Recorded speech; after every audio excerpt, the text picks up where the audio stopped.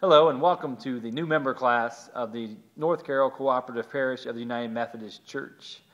This is the virtual classroom portion of the class, and we're glad that you have found us. On this classroom site, you will find some resources, brief notes from each of the sessions, also quizzes from time to time, and maybe a video or two. Be sure also to check out our website, nccpumc.com, specifically the New to Us segment or tab page. On that page, you'll find some information about being members of the parish and also about the text that we're using.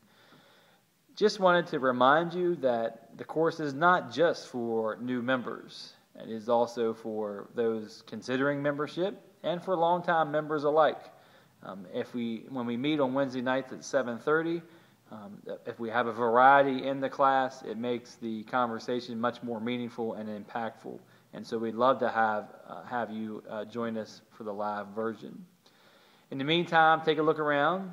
There'll be more content added to this virtual classroom as we go. And join us this Wednesday as we continue to expand on what it is that United Methodists believe. Specifically, in Session 2, we'll be looking at what we have in common with other Christians.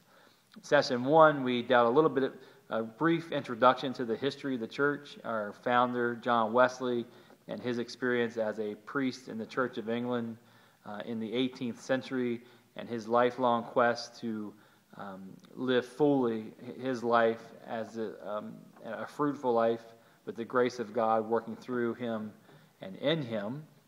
And we talked a little bit about how he got started with the class meetings on the campus of Oxford and how that spread even into the New World. We talked about his boat ride back and in stormy weather. And we talked a little bit about how he never intended to start a new church, a new denomination. But reluctantly, as the American Methodists began to organize, reluctantly he gave them a blessing, and he sent over materials for them to get started. And in fact, the Methodist Church was founded in Maryland, Baltimore, at the Christmas conference of 1784 at Lovely Lane Chapel, and we discussed that in detail as well.